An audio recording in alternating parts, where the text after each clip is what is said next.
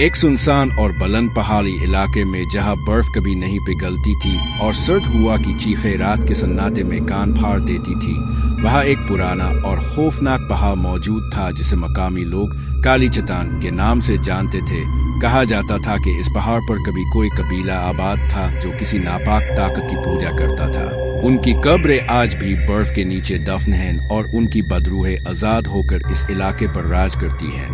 इसीलिए वहां कोई चरवाहा आशिकारी जाने की हिम्मत नहीं करता था, मगर शहर से आए 5 दोस्त अली, हमजा, सारा, मरियम और वकार जो फिल्म मेकर्स थे और खौफनाक जगहों पर डॉक्यूमेंट्री बनाते थे, उन्होंने फैसला किया कि वो इस पहाड़ पर एक हफ्ता गुजार कर फिल्म बनाएंगे ताकि दुनिया को दिखा सके कि हकीकत और कहानियां किस हद तक अलग है। रास्ते में मकामी गाइड ने उन्हें खबरदार किया कि रात होने से पहले पहाड़ पर मत रुकना वरना वो तुम्हें अपना हिस्सा बना लेगा।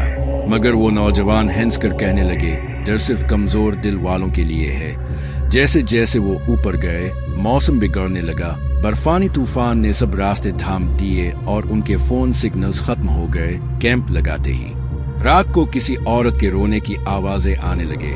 मरियम ने कहा, क्या तुमने सुना? कोई मदद मांग रहा है। लेकिन वकार ने लाइट ऑन की तो बर्फ पर किसी के पाँव के निशानात दिखाई दिए जो सीधा उनके कैंप के गिर्द घूम रहे थे और फिर गायब हो गए।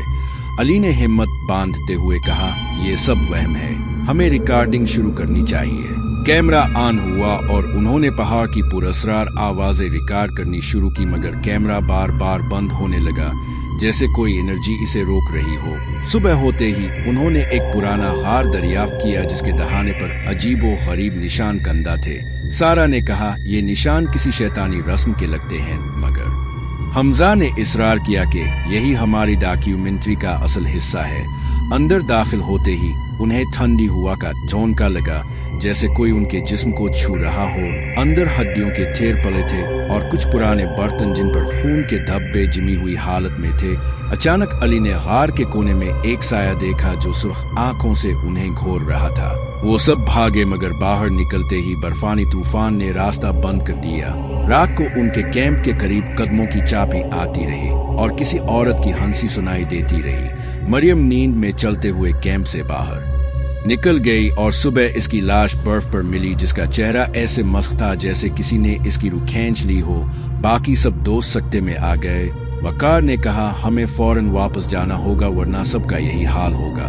मगर जब वो नीचे जाने लगे तो रास्ता बदल चुका था और पहाड़ उनको कैद कर रहा था। एक एक करके सबको अलग अलग साए घेरने लगे। सारा को रात के अंधेरे में गार के अंदर घसीट लिया गया। इसकी चीखें पहाड़ों में गूंजती रही। हमजा को बर्फ के नीचे दफन किया गया। अली ने जब इसकी मदद करना चाही तो इसके हाथ में सिर्फ एक हुई हड्डी रह गई। आखिर में सिर्फ वकार बचा था जो कैमरा लेकर पागलों की तरह भाग रहा था। कैमरे की अफरी एक काली चट्टान के सामने खड़ा है जहां सैकड़ों साए इस पर झपट पड़ते हैं और फिर कैमरा जमीन पर गिरकर बंद हो जाता है। आज तक किसी ने उनका सुराग ना पाया। सिर्फ वो कैमरा बर्फ के नीचे मिला जिसकी फुटेज ने इस पहाड़ के खौफनाक राज को दुनिया के सामने रखा। मगर किसी ने दोबारा इस जगह जाकर